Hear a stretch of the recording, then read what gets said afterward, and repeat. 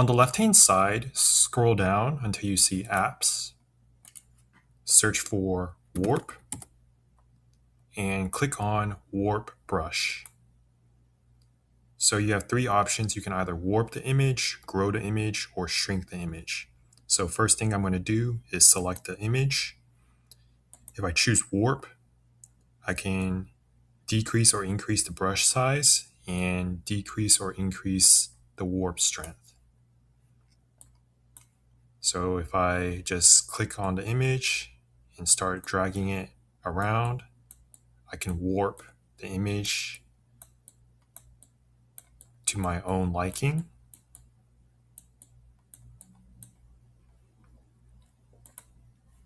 If I grow the image,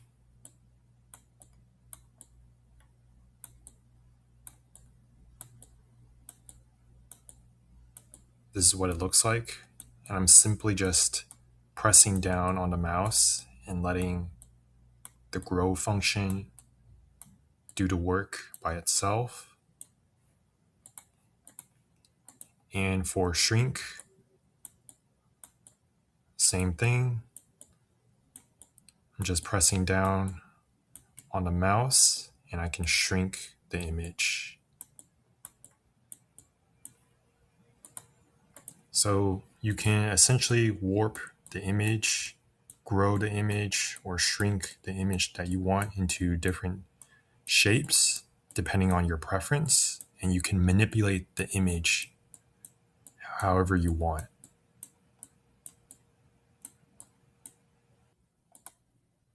And once I'm done, I can click Save.